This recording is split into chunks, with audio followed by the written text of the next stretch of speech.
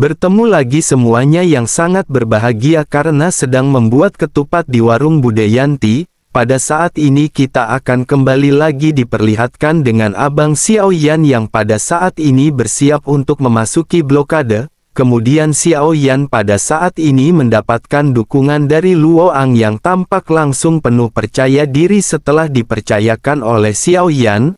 Luo Ang pada akhirnya segera memimpin sosok-sosok yang pada saat ini ingin bekerja sama. Di bawah komando Luo Ang pada akhirnya puluhan tokoh pada saat ini menyerang blokade kehampaan bersama-sama. Serangan-serangan gemilang bersemi di kehampaan dan suara gemuruh terus bergema. Di bawah serangan-serangan yang bertubi-tubi ini blokade itu menyingkapkan tanda-tanda berbintik yang rumit. Namun di bawah serangan gila-gilaan ini blokade tersebut sama sekali tidak menunjukkan tanda-tanda akan pecah. Setelah beberapa saat melihat blokade yang tidak dapat ditembus, puluhan sosok mulai menunjukkan ekspresi tidak berdaya. Luo Ang juga pada saat ini segera berkata bahwa mereka telah berusaha sekuat tenaga. Konon segel semacam ini hanya dapat dipatahkan oleh orang kuat yang ahli dalam hal segel dan berada di level ketiga keabadian dewa. Itulah mengapa mereka tidak memiliki pilihan lain selain terus menunggu di tempat ini. Xiao Yan tampak acuh tak acuh sebelum akhirnya Xiao Yan melangkah maju ketika memerintahkan mereka mundur. Xiao Yan menatap ke arah blokade yang berada di depannya dan mata semua orang bersinar dengan cemerlang. Mereka semua ingin melihat apakah Xiao Yan dapat menembus blokade. Sementara itu Xiao Yan pada saat ini tiba-tiba memasukkan tangannya ke dalam lengan bajunya dan meraih sesuatu di tangannya yang langsung memanjarkan cahaya biru terang. Gou Yan pada saat ini keluar dan bergumam, bukankah ada Damou juga di lengan Xiao Yan?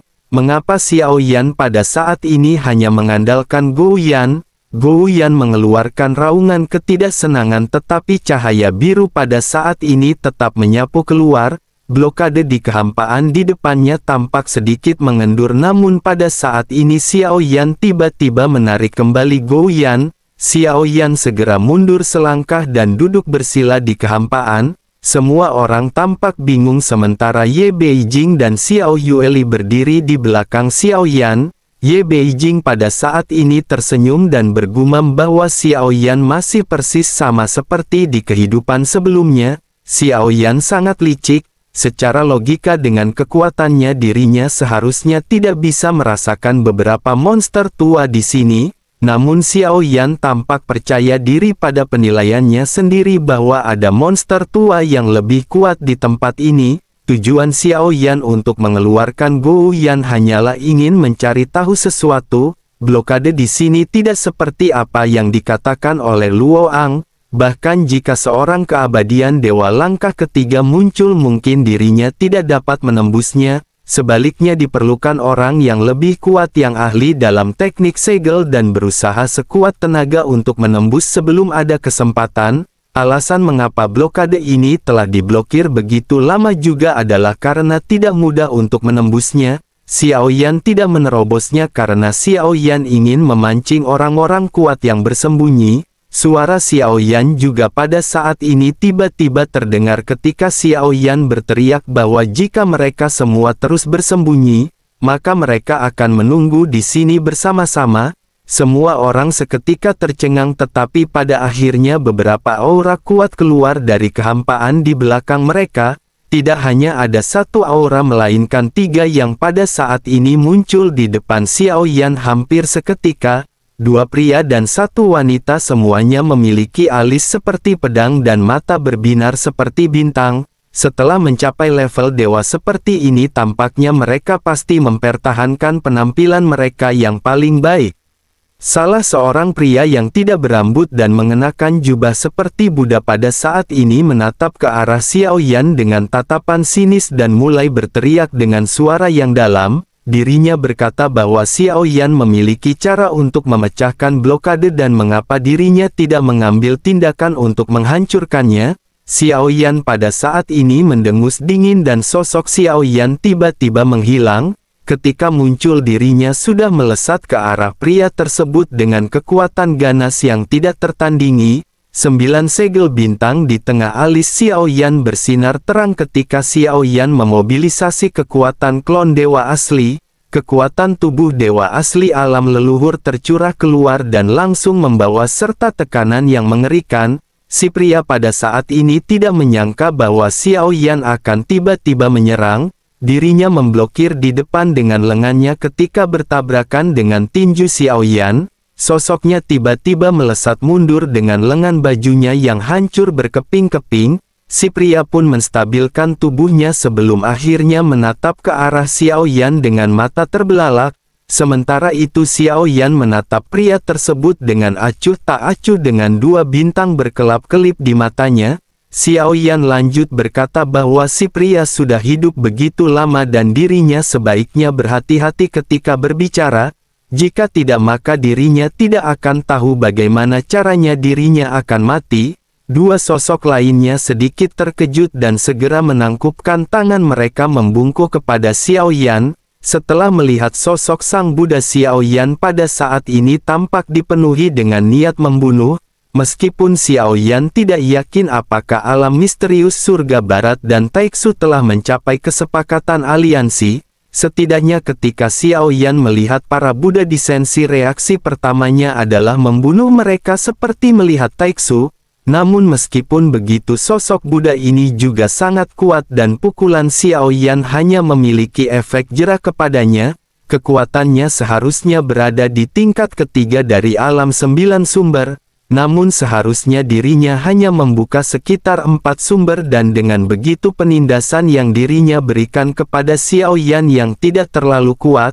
Sementara itu di sisi lain sosok pria dan sosok wanita segera memperkenalkan namanya kepada Xiao Yan. Si pria menyebutkan namanya yang bernama Wu Yan. Sementara itu si wanita bernama Qian Zuang dan keduanya tampak dipenuhi hormat ketika berbicara kepada Xiao Yan. Sementara itu Xiao Yan pada saat ini berkata bahwa mereka datang dari jauh, semua orang di Sensi adalah tamu tetapi mereka harus tahu aturannya. Begitu selesai berbicara Xiao Yan kembali menatap ke arah Sang Buddha. Sang Buddha pada saat ini melangkah maju perlahan menyingkirkan amarahnya dan membungkuk ke arah Xiao Yan. Sosoknya juga lanjut menjelaskan bahwa dirinya bernama Jin Si.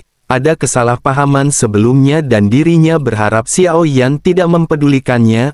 Mereka telah menunggu di sini untuk waktu yang lama dan tidak seorang pun dapat menyelesaikan permasalahan yang ada. Jika Xiao Yan bersedia membantu maka dirinya akan memberi Xiao Yan harta karun. Sosoknya lanjut membalikkan telapak tangannya dan muncul seutas tasbih Buddha.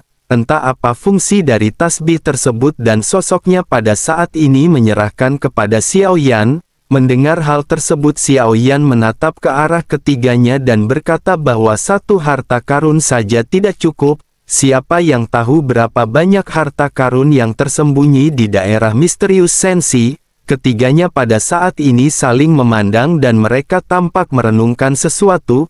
Jika dilihat dari ekspresinya sepertinya mereka pada saat ini terlihat enggan untuk mengeluarkan harta karun yang mereka miliki. Setelah beberapa saat pada akhirnya sosok wanita bernama Qian Zuang yang tampak bijaksana segera mengeluarkan selembar batu giok dan mulai berbicara.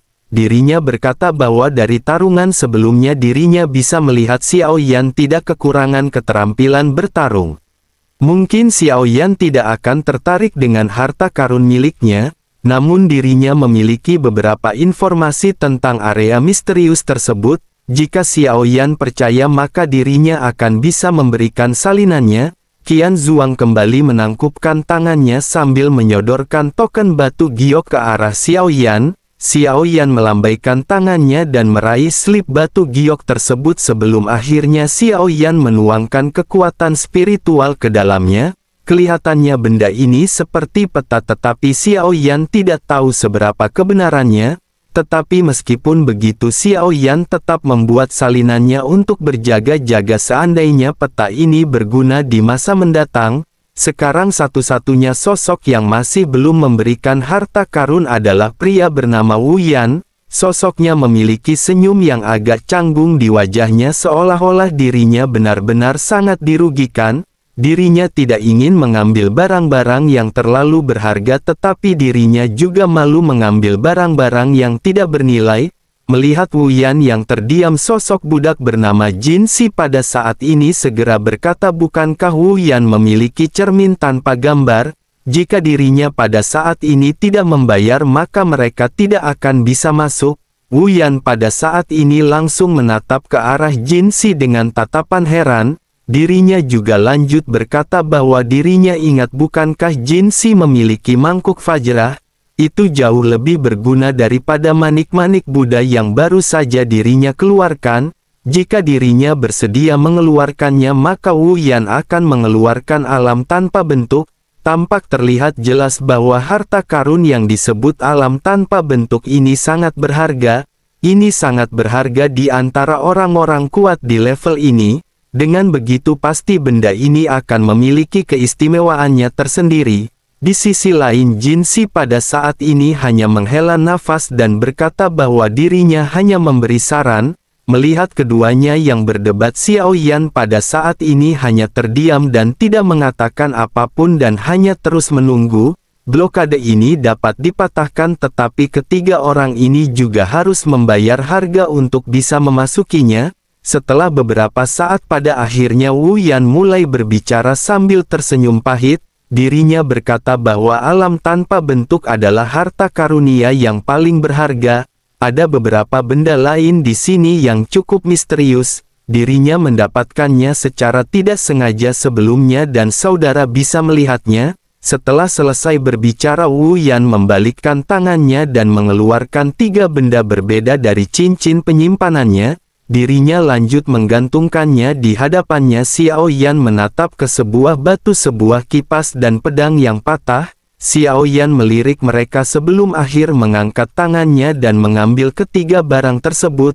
Wu Yan tertegun dan ragu-ragu sedikit untuk berbicara. Dirinya mungkin ingin Xiao Yan hanya memilih salah satu di antara harta karun yang dirinya keluarkan. Dirinya tidak menyangka bahwa Xiao Yan pada akhirnya akan mengambil ketiga barang tersebut. Wu Yan hanya bisa menggertakkan giginya dan harus menyerah terhadap harta karun yang dirinya miliki. Bagaimanapun yang terpenting pada saat ini adalah bagaimana cara mereka masuk ke tempat tersebut. Ketiganya pada akhirnya menatap ke arah Xiao Yan yang masih tampak acuh tak acuh dan tidak menunjukkan niat untuk mengambil tindakan. Jin Si pada akhirnya segera berkata kepada Xiao Yan bahwa saudara pada saat ini bisa mengambil tindakan untuk menerobos blokade. Xiao Yan masih terdiam dengan ekspresi acuh tak acuh dan tampak tidak menghiraukan perkataannya. Melihat Xiao Yan yang tampak tidak mau mengambil tindakan, ketiganya pun memiliki ekspresi yang tampak tidak bersahabat. Mereka pun segera bertanya kepada Xiao Yan apakah yang dimaksud oleh Xiao Yan dan apakah dirinya tidak ingin mengambil tindakan pada saat ini. Mungkinkah Xiao Yan pada saat ini masih belum puas dengan apa yang mereka berikan? Ketiganya menggertakkan gigi dan berpikir bahwa meskipun Xiao Yan kuat, mereka bertiga sekarang menjadi rekan satu tim untuk sementara. Jika Xiao Yan berubah pikiran, mereka pasti akan mengambil tindakan bersama-sama. Menanggapi perkataan ketiganya, Xiao Yan pada akhirnya kembali berbicara dengan nada dingin. Xiao Yan bertanya apakah mereka tidak tahu berapa berharganya barang-barang yang mereka bertiga bawa. Mereka bukan berasal dari Sensi. Tidak mudah bagi mereka untuk datang ke Sensi untuk merebut harta karun seperti itu. Xiao Yan pada saat ini tampak sama sekali tidak takut kepada ketiga sosok tersebut. Dari kekuatannya, ketiga orang ini tentu tidak lebih lemah jika dibandingkan dengan Xiao Yan. Setelah kata-kata Xiao Yan keluar, ekspresi ketiga orang itu juga jelas seketika berubah. Wajah Wu Yan tampak marah dan dirinya segera mengepalkan tangannya ketika berkata jika Xiao Yan mengingkari janjinya mereka tidak akan bersikap sopan. Dirinya sudah lama sekali tidak menderita kerugian sebesar ini dan setelah menjadi keabadian, dirinya pada akhirnya masih diperas oleh orang lain. Jika hal ini sampai terbongkar maka dirinya benar-benar akan ditawarkan dunia. Menanggapi perkataan dari Wu Yan, Xiao Yan pada saat ini menatap ke arah ketiganya dengan tatapan tajam. Selanjutnya aura Xiao Yan menghilang ketika Xiao Yan berkata bahwa jika dirinya bertindak maka dirinya pasti akan mati. Di sisi lain pada saat ini Jin Si menghela nafas sebelum akhirnya bertanya apa sesungguhnya yang dimaksud oleh dermawan. Jika dirinya tidak ingin merusak segel mengapa dirinya mempersulit mereka? Xiao Yan seketika mengangkat kepalanya dan menyapukan pandangannya ke arah ketiga sosok tersebut. Xiao Yan berkata bahwa Xiao Yan bisa membuka segelnya tetapi Xiao Yan ingin berbicara dengannya berdua saja. Mendengar apa yang dikatakan oleh Xiao Yan, wajah cantik Qian Zuang menunjukkan kewaspadaan karena dirinya adalah satu-satunya wanita di tempat ini. Namun ketika melihat tatapan Xiao Yan yang terjatuh ke arah Jin Si, dirinya pada akhirnya menghela nafas lega. Qian Zuang dan Wu Yan pada akhirnya dengan bijaksana mundur meninggalkan Xiao Yan dan Jin Si. Sementara itu Jin Si menangkupkan kedua tangannya ketika berkata bahwa dermawan bisa berbicara. Xiao Yan tanpa basa-basi bertanya apakah dirinya berasal dari alam misterius surga barat. Jin Si mengangguk sedikit sementara Xiao Yan terus bertanya berapa banyak di antara mereka yang ada di sini. Jin Si terdiam sejenak sebelum akhirnya berkata bahwa dirinya tidak bisa untuk mengemukakan hal ini kepada Xiao Yan dan dirinya ingin meminta maaf. Xiao Yan tidak mempedulikan hal tersebut dan Xiao Yan pada saat ini lanjut bertanya. Xiao Yan bertanya sudah berapa lama dirinya berada di Sensi, apakah dirinya berada di sini sebelum Taiksu atau setelah Taiksu? Jin Si tidak menunjukkan ekspresi apapun setelah mendengar nama Taiksu. Dirinya lanjut berkata bahwa dirinya tidak tahu apa yang dikatakan oleh dermawan.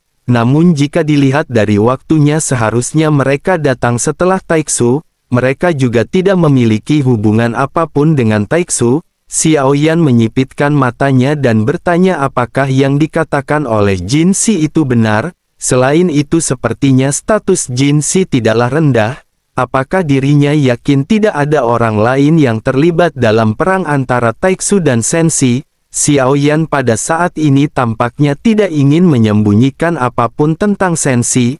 Melihat Xiao Yan yang belak-belakan, Jin Si pada saat ini berkata perlahan bahwa dirinya tidak bisa menjaminnya.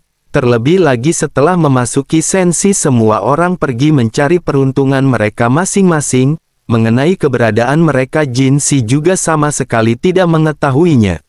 Mata Xiao Yan kembali menyipit dan dengan suara yang dalam Xiao Yan dengan tegas berkata bahwa Jin Si tahu apa yang dimaksud oleh Xiao Yan. Jin Si tertegun sejenak tampak merenung sebelum akhirnya mulai bereaksi. Jin Si tentu saja adalah pria yang cukup cerdas. Tepatnya siapapun yang dapat mencapai tingkat seperti ini bukanlah orang yang bodoh. Jin Si pada akhirnya menatap ke arah Xiao Yan dan berkata mungkinkah yang ditanyakan oleh dermawan apakah alam misteri surga barat dan Taiksu akan bergabung untuk berhadapan dengan Sensi? Xiao Yan terdiam sementara Jin Si pada saat ini tampak berpikir. Setelah beberapa saat dirinya pada akhirnya menangkupkan kedua tangannya dan mulai menjelaskan. Dirinya berkata bahwa sejauh yang dirinya tahu alam misterius surga barat tidak akan berpartisipasi dalam perang antar dunia. Selama ini mereka hanya hidup berdampingan dengan klan iblis. Selain itu sumber daya mereka juga tidak langka dan Tuan bisa tenang. Xiao Yan menatap ke arah Jin Si yang memiliki keseriusan di matanya dan Xiao Yan merasa bahwa Jin Si tidak mungkin berbohong. Xiao Yan berpikir mungkin saja Jin Si memang tidak mengetahuinya. Xiao Yan pun mengangguk dan mengucapkan terima kasih karena dirinya telah memberitahu Xiao Yan. Selanjutnya Xiao Yan tidak mengatakan apapun lagi kepada Jin Si ataupun keduanya. Xiao Yan pada saat ini masih tetap tidak memiliki niat untuk mendobrak blokade tersebut. Jin Si menatap ke arah Xiao Yan dengan tatapan bingung sebelum akhirnya bertanya mengapa dermawan masih tidak mau menghancurkan blokade. Xiao Yan pada saat ini segera berkata bahwa ini tidak ada hubungannya dengan Jin Si. Terlebih lagi ada orang-orang di sini yang ingin meraup keuntungan. Perkataan Xiao Yan seketika tersapu oleh kekuatan spiritual dan ketiganya seketika menatap ke sekeliling. Mereka tidak merasakan adanya aura yang lebih kuat di sekitar.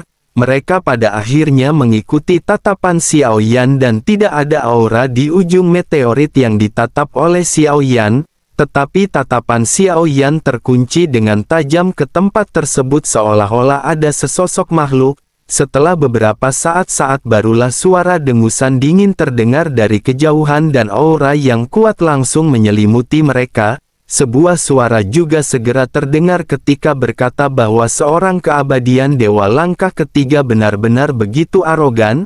Ekspresi ketiga sosok terkecuali Xiao Yan pada akhirnya tiba-tiba sedikit berubah. Mereka jelas merasakan aura mendekat dengan cepat. 9 segel bintang berkedip-kedip di antara alis Xiao Yan dan api 3 warna terpancar di sekeliling Xiao Yan. Sementara itu Wu Yan dan yang lainnya tidak dapat mundur tepat waktu dan terkena dampak tabrakan energi yang kuat.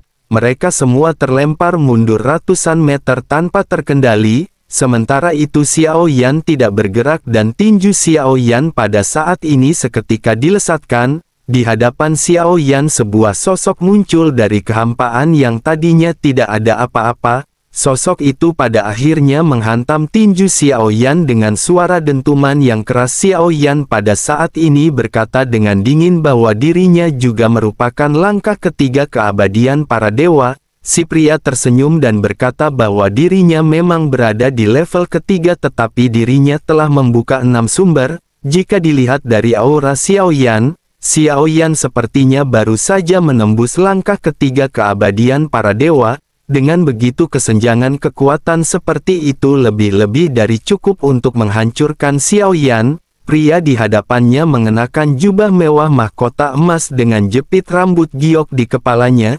Dirinya berpakaian sangat indah dan tampak seperti seorang sarjana berwajah pucat. Namun ketika bertarung dengan Xiao Yan ekspresi yang sedikit ganas muncul di wajahnya. Pria itu kembali berteriak dengan dingin ketika mengeluarkan teknik ledakan bintang kutub. Tampak ada sebuah cincin di jarinya yang langsung meledakkan energi yang sangat dahsyat.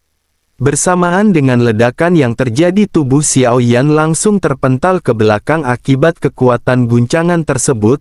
Namun Xiao Yan tidak terluka dan hanya sedikit mundur sebelum akhirnya menstabilkan tubuh. Si pria pada saat ini segera berkata kepada Xiao Yan bahwa Xiao Yan memiliki kekuatan fisik yang kuat dan tidak heran dirinya begitu liar. Pria itu lanjut menjentikkan lengan bajunya dan menatap ke arah Xiao Yan dengan tatapan arogan. Ada niat membunuh di kedalaman mata Xiao Yan. Xiao Yan pada akhirnya tiba-tiba melangkah maju dan mengambil beberapa langkah secara berurutan. Dalam kehampaan yang luas ini beberapa langkah pada terlihat satu demi satu. Langkah kaki yang sangat besar ini seketika bergegas menuju ke arah pria tersebut untuk menekannya. Area jangkauannya juga sangat luas dan wajah si pria berubah menjadi gelap. Dirinya tidak menyangka bahwa Xiao Yan tampaknya tidak takut kepadanya sama sekali dan ingin melawan. Lelaki itu pun mendengus dingin ketika berkata bahwa Xiao Yan benar-benar tidak tahu malu. Semut rendahan sensi benar-benar berani menantang dewa ini. Xiao Yan mengabaikan sosok tersebut dan langsung menghampirinya dengan gemuruh yang sangat dahsyat. Dengan kilatan cahaya di matanya serangan Xiao Yan kembali dilakukan ketika Xiao Yan mengeluarkan teknik Yao Beng. Cahaya api putih menyala sebelum akhirnya menghilang dan pria itu pada akhirnya berdiri dalam kondisi linglung. Sementara itu langkah kaki yang dibentuk oleh Xiao Yan pada saat ini benar-benar telah mendekat melesat ke arahnya. Ketika sosok tersebut kembali tersadar dan berhasil terlepas dari kendali Bai Yan semuanya tampak telah terlambat. Pria itu tertekan dan dirinya tidak bisa bergerak sama sekali di bawah serangan Xiao Yan. Jubah mewahnya robek berkeping-keping memperlihatkan armor bagian dalam yang berwarna emas. Meskipun begitu sosok tersebut tetap saja masih memuntahkan seteguk darah. Dirinya lanjut mengeluarkan perisai giok dan menutupi dirinya dengan perisai tersebut. Sementara itu Xiao Yan kembali mengambil 2 langkah ke depan ketika mengeluarkan teknik 7 langkah mengejutkan para dewa. Sebuah kekuatan represif yang besar menyelimuti pria tersebut mengakibatkan perisai gioknya akhirnya tidak dapat bertahan dan hancur. Akan tetapi pria tersebut memiliki lebih dari satu cara untuk mempertahankan tubuhnya. Dirinya kembali mengeluarkan perisai giok untuk melindungi seluruh tubuhnya. Namun sebelum sosok tersebut sempat bereaksi, sebuah sosok tiba-tiba muncul di hadapannya dan tinjunya seketika menghantam perisai giok sosok tersebut. Ledakan keras seketika terjadi dan suara teredam kembali terdengar. Perisai giok yang baru saja dikeluarkan hancur berkeping-keping. Lelaki itu juga terhuyung mundur akibat kekuatan ledakan tersebut sebelum akhirnya lehernya menegang. 5 jari yang kuat pada saat ini meremas lehernya dengan kekuatan dahsyat. Xiao Yan menyipitkan matanya ketika menatap ke arah pria tersebut dengan seksama. Niat membunuh kembali melonjak di mata Xiao Yan dengan api 3 warna di tubuhnya yang juga berkecamuk. Selama Xiao Yan menggerakkan pikirannya, api ini akan melayang ke atas dan benar-benar melukai sosok tersebut. Xiao Yan pada akhirnya bergumam siapakah dirinya dan bagaimana mungkin dirinya bisa menindas Xiao Yan. Si pria pada saat ini gelagapan ketika berusaha berbicara meminta Xiao Yan untuk menunjukkan belas kasihan. Dirinya meminta maaf karena menyinggung Xiao Yan sebelumnya. Dirinya berasal dari alam Dewa 9 Surga dan namanya adalah Hua Yetian. Mereka tidak memiliki kebencian yang mendalam. Mungkin mereka juga bisa bekerja sama setelah mereka memasuki blokade. Xiao Yan sedikit menyipitkan matanya begitu mendengar nama sosok tersebut. Nama keluarganya adalah Hua. Dirinya berasal dari alam Dewa 9 Surga dan ini seketika mengingatkan Xiao Yan pada sosok Hua Chan. Masih belum diketahui apakah Hua Chan adalah teman atau musuh bagi Xiao Yan. Tetapi karena nama keluarganya adalah Hua, dirinya mungkin benar-benar berhubungan dengan Hua Chan. Xiao Yan tidak bermaksud membunuhnya dengan gegabah. Tentu saja tujuan Xiao Yan sejak awal juga hanya untuk menekan sosok tersebut. Xiao Yan pun segera mendorongnya dan ekspresi si pria pada saat ini tampak pucat. Pakaiannya yang compang-camping saat ini membentuk kontras tajam dengan penampilannya yang mewah dan indah saat pertama kali dirinya muncul. Wajahnya juga pada saat ini tidak lagi memiliki ketajaman seperti sebelumnya. Kemudian tatapan matanya ketika melihat Xiao Yan tiba-tiba menjadi jauh lebih penuh hormat. Setelah itu juga dirinya segera menangkupkan tangannya dan membungkuk ketika mengucapkan terima kasih kepada Xiao Yan karena telah memperkenalkannya kepada Bude Yanti.